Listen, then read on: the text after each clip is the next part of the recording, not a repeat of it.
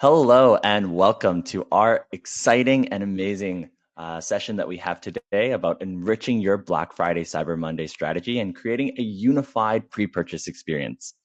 Just as some context to really set the stage, a well-oiled Black Friday, Cyber Monday machine requires many parts working together. And while an ad or deep discount may pique a shopper's interest, they often lead to need multiple touch points and reminders before making a purchase. I'm joined today with two amazing people. But before I do that, why don't I introduce myself? My name is Ricky. I am a product marketing manager here at Aftership.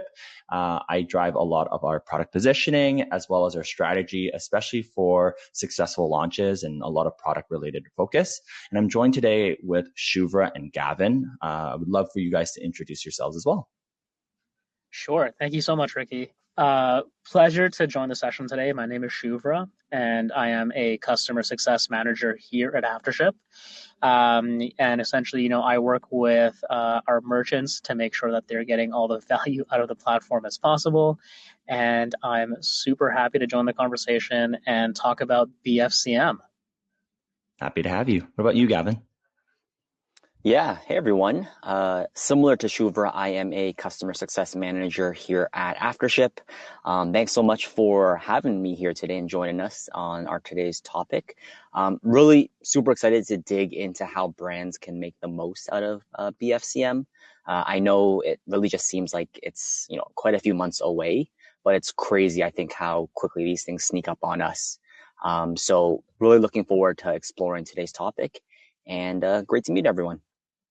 Yeah, I definitely do agree. Honestly, Black Friday, Cyber Monday sneaks up on everybody. Like even September, I was like, where did it go? We just started September and now it's like already into fall and moody weather's already starting. So definitely something to keep an eye on and keep a radar on. In the session for everyone, we'll walk you through how to build out an omni-channel strategy before Black Friday, Cyber Monday. We'll also discuss some of the best practices when it comes to optimizing your experience and how to incorporate trends into your strategy, whether that be from AI to TikTok Shop or even personalized shopping. Now, without further ado, why don't we get started with some of our questions that we'll have in this session. Now, these questions were submitted by customers or other clients or other current users of Aftership. So thank you so much if you are a current user of Aftership and you've provided these questions. They really do make our content stand out, and kudos to everybody here. Now, first, let's talk about our agenda and what we have today. We're going to be breaking it up into 4 parts, directly talking about the marketing funnel, as a lot of you may know. We're talking about first building awareness and discovery. We're building interest in the second part. We're generating more demand in the third part, and we're covering and converting action. So at the end, we'll also go through a quick recap and some final thoughts from the other team to really get you started and primed for this Black Friday, Cyber Monday. So let's first talk about awareness and discovery. It's very top of funnel. You're just getting people started, getting people interested in your product. And, brand and product discovery has really changed dramatically over the last few years. And it's become way, way, way more complex than it used to be. Brands nowadays have to leverage an optimized mix of social, search, paid media, referrals, affiliates, discounts, and so much more that honestly, it feels so overwhelming. So my question for the two of you actually is, like you guys both work with a lot of different brands, whether that be like small, medium-sized enterprises, all the way to like large enterprises. So what could you see from those major brands that would be really useful to them, especially when it comes to like how the brands that you're working with, like how are they unifying these top of funnel channels? Let me take this one here, Ricky. I think this is such a good question to ask and start off with. And really what I think is it boils down to 2 things, right? How much budget and bandwidth do you actually have to work with? It can be really easy, I think, to get caught up in the slew of channels that you just listed. But the question you need to answer ultimately is what's going to drive the biggest impact for your business, right? You need to ask questions like, where does my audience live and what platform is going to convey the most compelling message to them at the end of the day? So, for example, if we look at social media, baby boomers and Gen X are more active on Facebook, whereas Gen Z can actually be found on TikTok and Instagram. So knowing who you're creating messaging for, I think, is really just half the battle. And it's really going to help you ultimately narrow down your channel scope, and thus subsequently maximize your time and budget. And let me just paint a picture for you guys right now, right? So let's say I'm looking to reach millennials, and I know there's a really big audience of mine on Instagram. So rather than just throwing everything and the kitchen sink into the platform and just hoping, fingers crossed, something sticks, maybe I consider things like micro influencers or product niche instead, right? Or I should also maybe consider if my brand is interacting with and collaborating with complementary brands and content. This is just such a great way to just organically grow your top of funnel presence. And then finally, I'd say you need to just make sure you have your pulse on any new and hot social media trend. If they're relevant to your audience, maybe just consider jumping in and participating, right? I'm sure many of you, whilst just scrolling through social media, have seen a clip or two of the very demure viral trend that recently happened.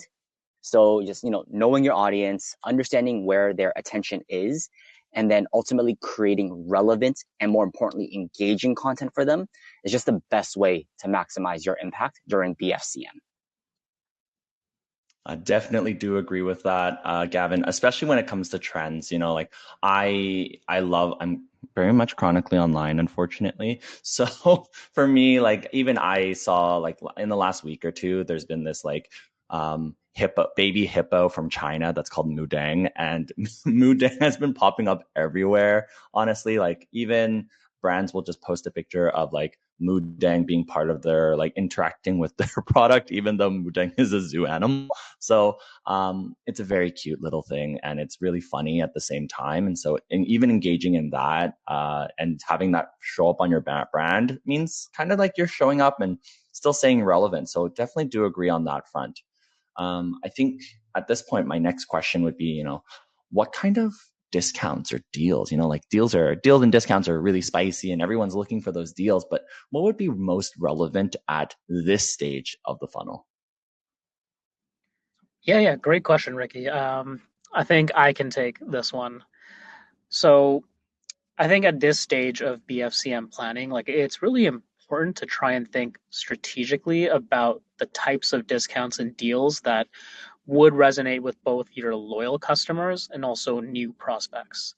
I think, for loyal customers, for example, doing early bird or special promos are incredibly effective, especially if you can pair it with a referral program, offering, exclusive access to discounts or to your existing customers not only rewards their loyalty, but also helps to spread their order volume over time, which can help ease a bit of the pressure during the busiest of days.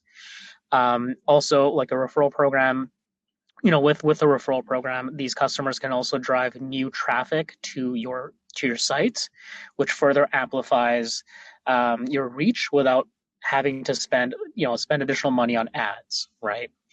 And then for new prospects, I think the goal really should be to capture contact details, whether through email or SMS, so you can engage them across multiple touch points later on. And a great way to entice them would be, something as simple as a time-sensitive discount. Let's say like you offer a 10 or 15% discount just for signing up, right? And then this will create a bit of urgency and gets them in the door quickly, while also setting you up to re-engage these people later on in the future. And I think beyond these core strategies, you want to get creative with your offers. For example, you can consider offering a gift card with the purchase or bundle products together. And the bundling, for example, it's a great way to add additional value to your customer while also helping you to move more inventory. You could also consider things like gamifying your promotions with things like a spin the wheel discount or unlockable rewards, and just kind of makes the shopping experience a bit more fun and engaging. Another thing I've seen recently as well is, you can try doing like a daily deal almost to build a bit of excitement throughout this BFCM period. And again, it helps to build more of that urgency and that anticipation, and it encourages people to keep coming back and checking what's new. So I think there's like a bunch of things you can do here, but if you implement some of the things I've mentioned here, it can certainly help maximize, your return during this busy season. Definitely do agree with a lot of those points. And honestly, I love a chocolate Christmas calendar. So when you mentioned that, like, the keeping them coming up back with the daily deals, like that's definitely what I think about.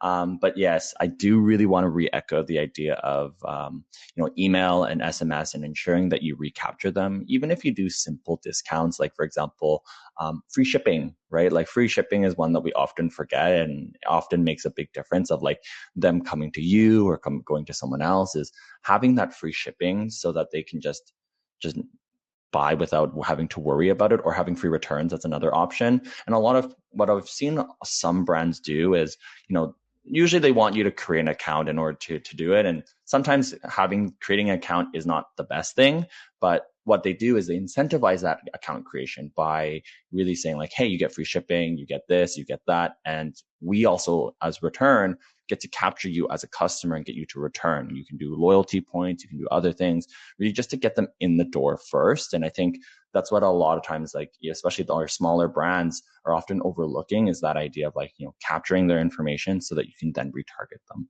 So very, very much a lot of great information there.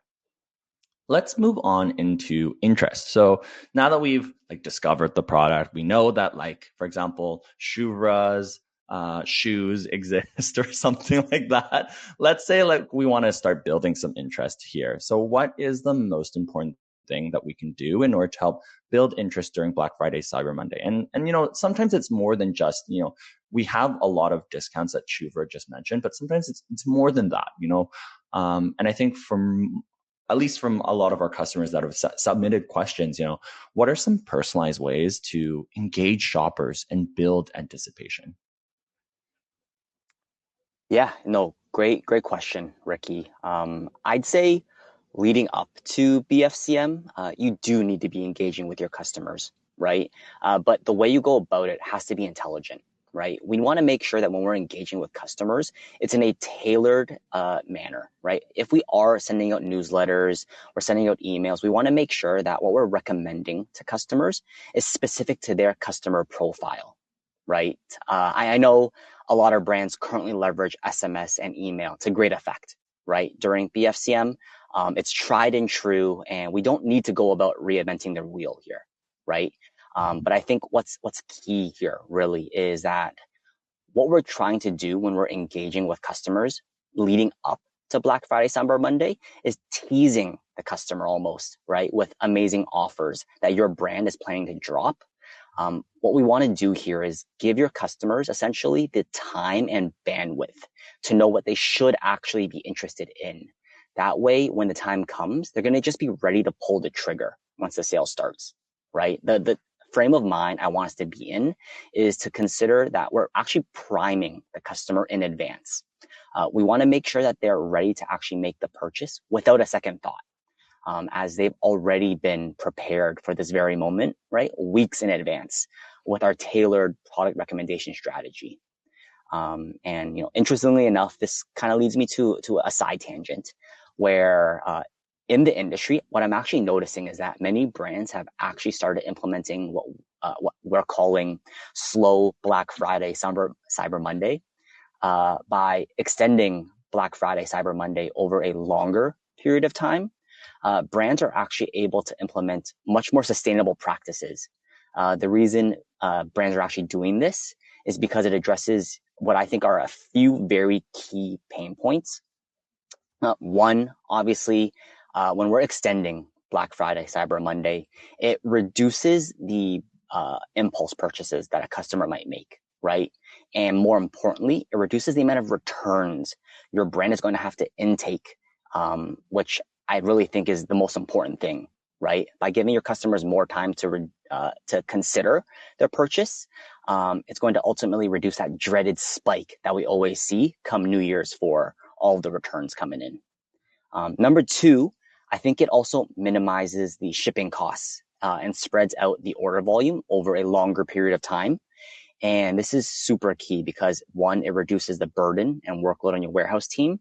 And two, it's going to make sure that your customers have a quicker, hopefully, shipping time, right? Given that not everything's going to be backed up. So really the last thing I want to mention here as well is that it also gives customers who have maybe previously made a purchase at the start of Black Friday, Cyber Monday, an opportunity to receive their product, find out they really like it, and actually become a repeat customer, right? By making a second purchase during the extended Black Friday, Cyber Monday window. That way, you as a brand get to benefit from a repeat purchase and a loyal customer, and two, the customer gets to benefit from multiple products over an extended period of time. Yeah, absolutely. Very well said by Gavin. I think if I can just add a few little pieces to that.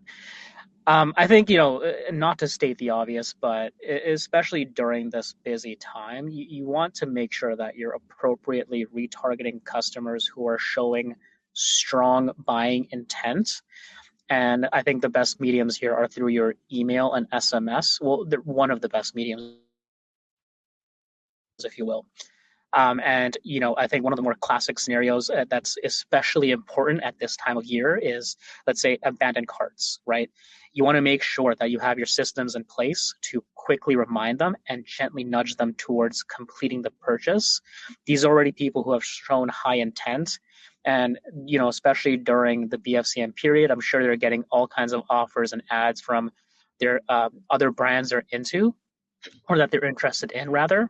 And I think, you owe it to yourself to make sure that your systems are in place to allow you the ability to quickly capitalize on people who have shown a good degree of intent already.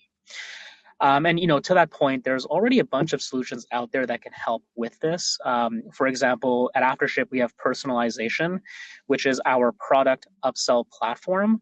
And specifically, we've integrated with Klaviyo to help you easily follow up with these high intent customers.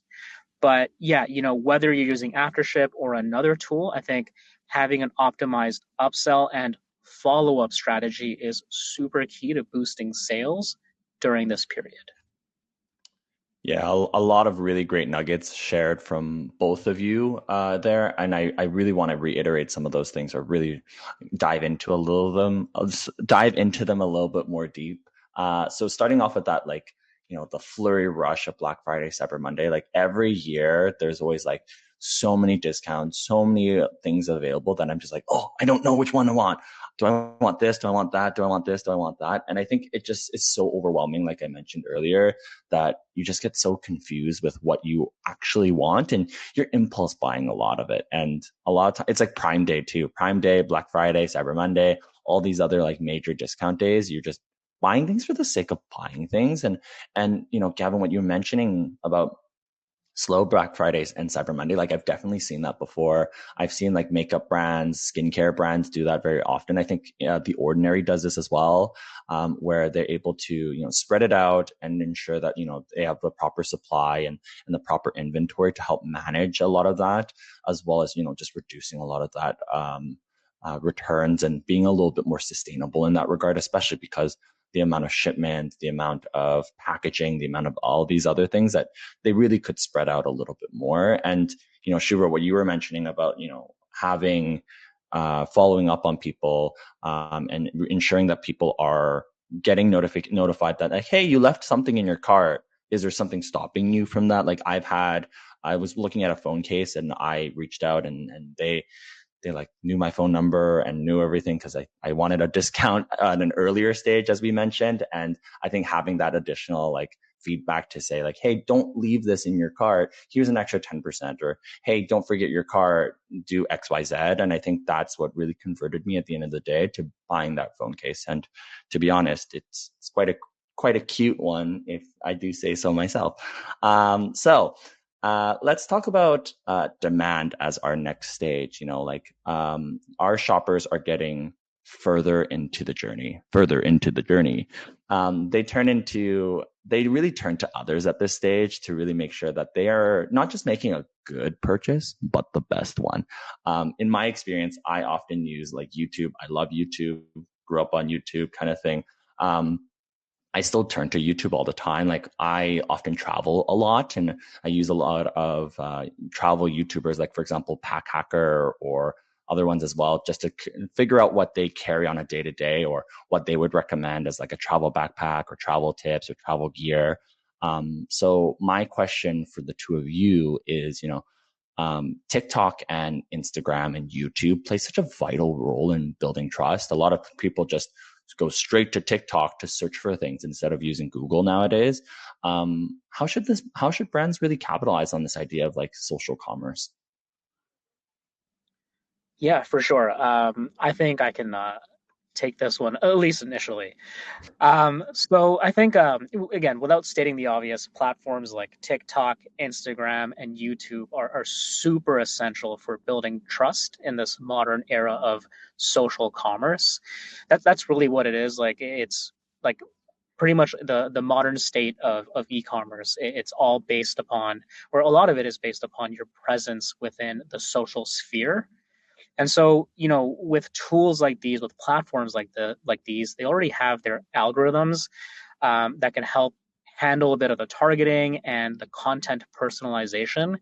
But it is still super important to make sure that brands are creating engaging, authentic content that resonates with audiences. Like for example, like Ricky, you mentioned you're into the outdoors and camping, and there's certain brands I'm sure that you're very into, or that you're interested in, rather. I'm sure you would resonate a lot more with content that seems actually appropriate and authentic to your interests, right? And as I'm sure we all are as well. And to that end, I think similar to what Gavin mentioned earlier with some of the very demure trend, you definitely want to have your pulse on what's trending, what's people are talking about, current video formats, challenges, or even like product unboxings. All go really far to help keep your brand relatable with the audiences that truly matter to you, right? And I think like the key is just to make sure that the content feels natural and not too pushy. Um, you might also consider things like engaging with featured videos, responding to posts, or just interacting directly with users or your customers. It can really help boost your presence within that particular niche. You can also incorporate things like customer comments, reviews, product feedback to help further humanize the brand.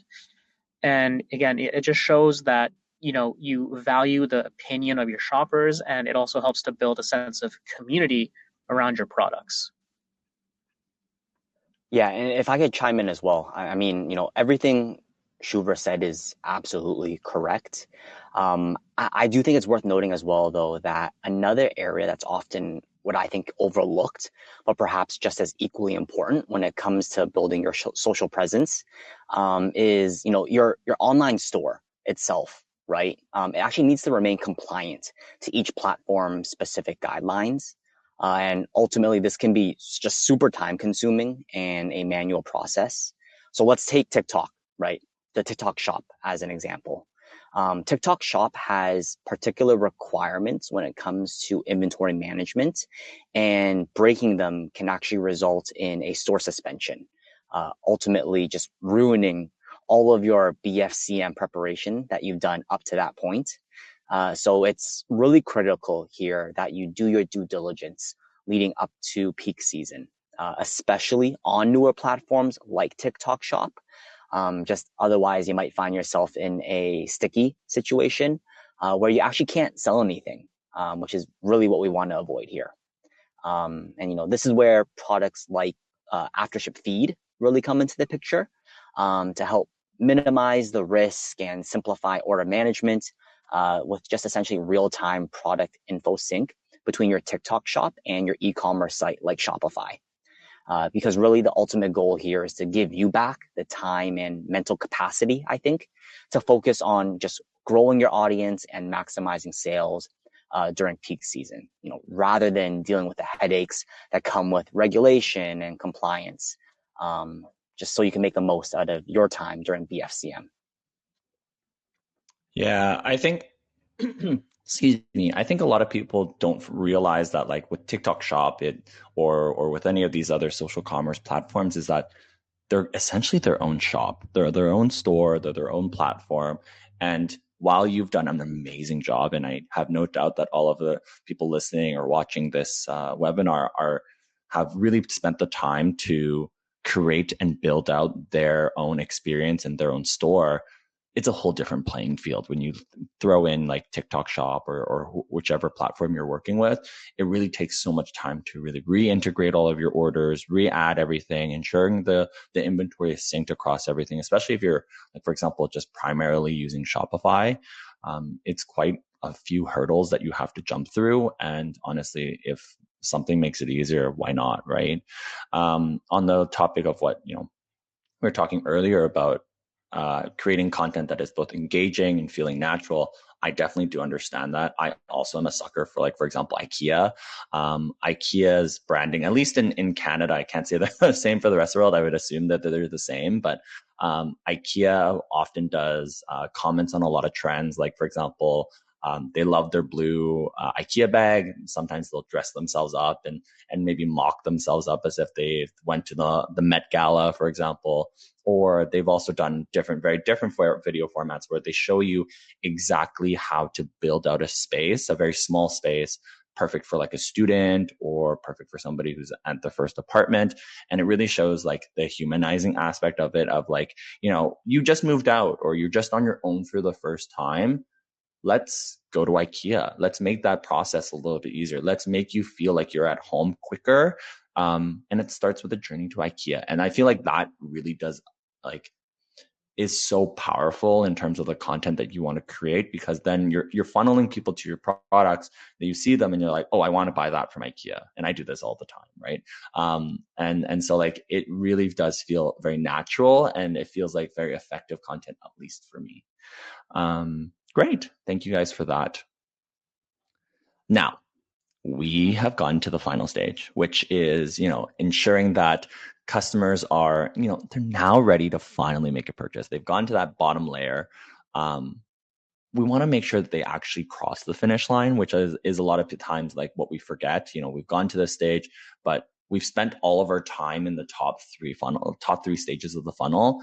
This is like the final icing on the cake to make sure that it works and that they are also coming back, so that they could be a repeat customer, or that they're not just abandoning their cart as soon as they get to that cart stage or checkout stage. So it really makes a big difference, especially when you look at how you're optimizing your user experience on your store or just in person or wherever it is. So my question, at least on the online standpoint, is, what are some easy ways that we can really guide a shopper to the finish line, and how can we ensure that we are maximizing a store's AOV?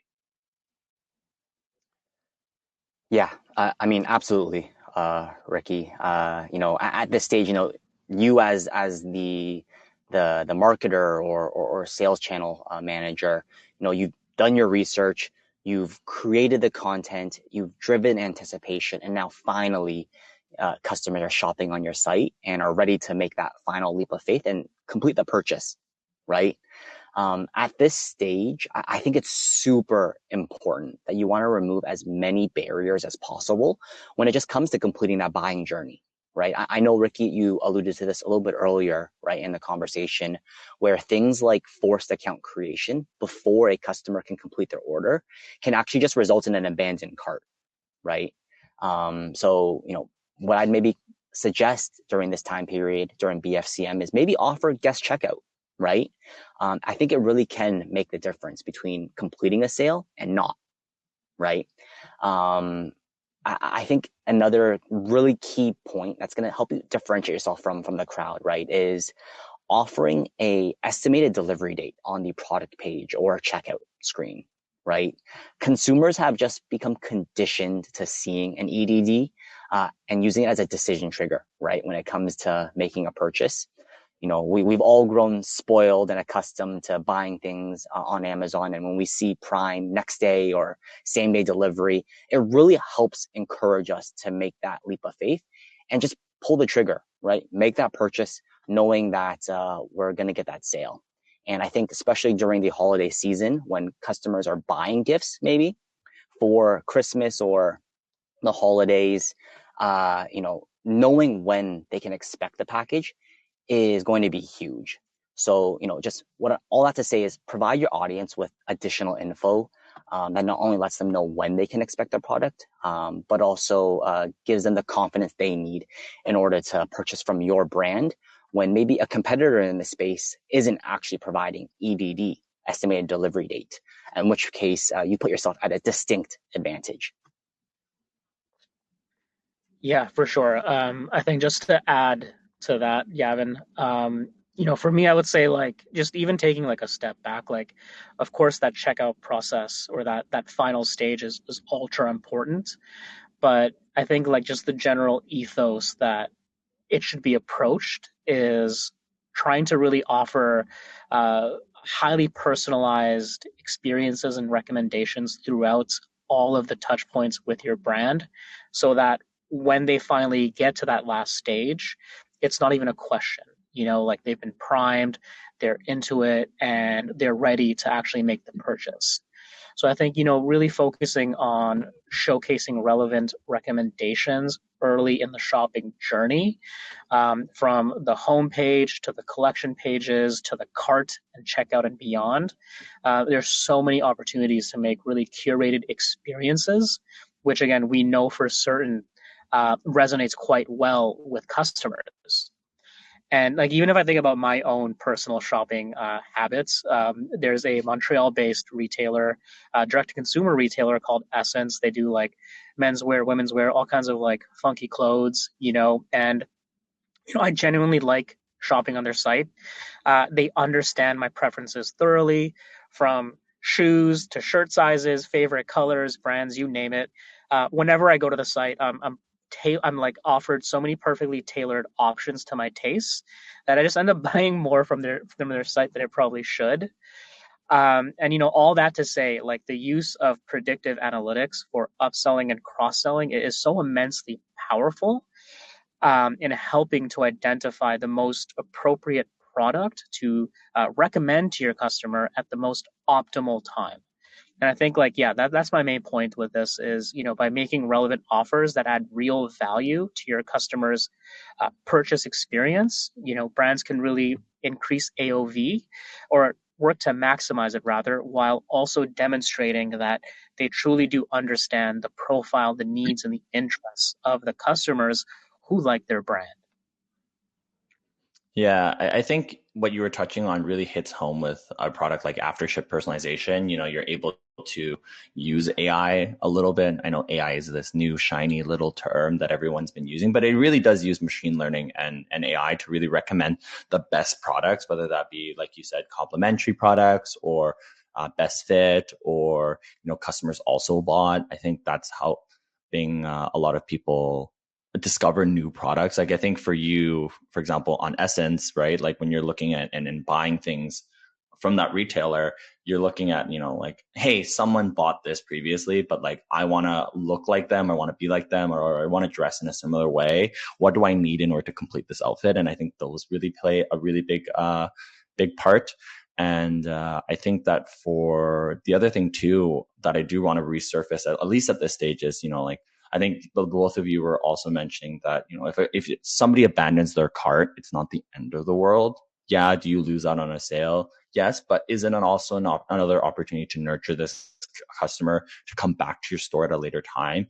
Yeah, and I think those like automated flows that you were talking about with personalization, after ship personalization, and Klaviyo, for example, like that's allowing them to come back confidently to make that purchase, because now you've nurtured them, you've taken the time to really communicate with them and engage them. I think that's what makes all the more difference.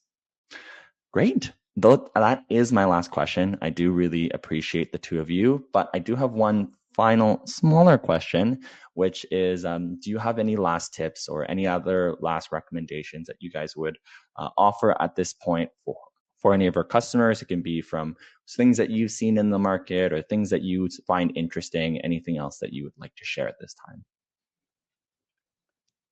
Yeah. I know we went through a lot of content today, and really, if I could just say one thing, really, the point I want to drive home is that you know BFCM success just doesn't happen right by itself.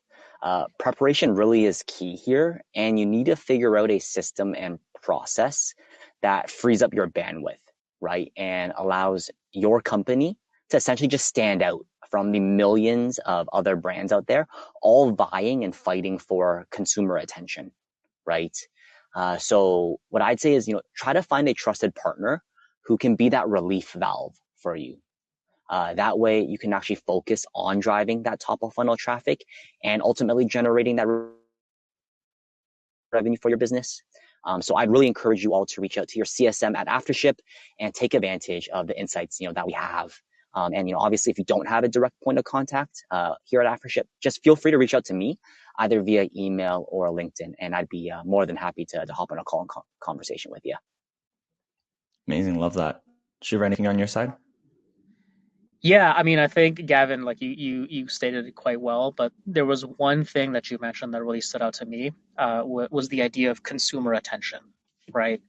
Let's be real here. Like on any given date, any given moment, there's so many things competing for our attention. One of those things being like brands and merchants that we are interested in, right?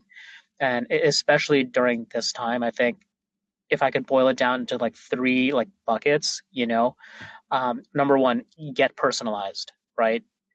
Consumers demand that you have some understanding of their uh, interests, their tastes, behaviors, etc. And the more you can do to surface relevant recommendations, products, you name it, the better you will be. Number two, make sure your systems are in place at this time. Your email, SMS, now it's go time. Like these things have to be firing, and it's like the most important time for like so many e-commerce businesses, right? So make sure the systems are in place. And then number three, get creative, right? There's so much opportunity to engage with your customers in unique ways. There's a lot of brands out there doing interesting things that you can borrow, you can evolve. I think just keep your pulse to the streets, if you will, or to like just the environment, and get creative. It's fun. It can also be a very fun thing. And I think, like all these things considered, like you can really put yourself in a position to have a super successful BFCM, and then, of course, like the holiday season as well. Amazing. And I do want to recap a lot of the fun things that you guys have mentioned throughout the whole entire session. So as for everybody, we've discussed, the four stages, the four primary stages of your marketing funnel, whether that be awareness and discovery. Are you looking at, the right mix of top of funnel channels? Are you looking at specifically who your target demographic is? Are you working within your budget and your bandwidth? Are you engaging with them properly with the right brand, with the right complementary brands or the right trends? And then are you looking at the right discounts, right? Are you providing the right discounts to get their email, their SMS, or are you providing, like, for example, daily discounts or other things that could really start engaging them in the door as quick as possible? In the interest stage, we looked at, for example, how to personalize and target some of our communications in order to engage shoppers and really build anticipation. We've also looked at slow Black Friday, Cyber Monday, being able to spread that out a little bit more throughout this time, and how that impacts your business and what to do really when a cart abandonment happens. We all talked about demand, funneling them further into the journey, ensuring that we're working with both social commerce, whether that be a social commerce platform like TikTok Shop, or just working with the right level of influencers or the right level of content to really engage your customers and really show that you know what you're talking about, or your product is very essential or very effective in solving that problem.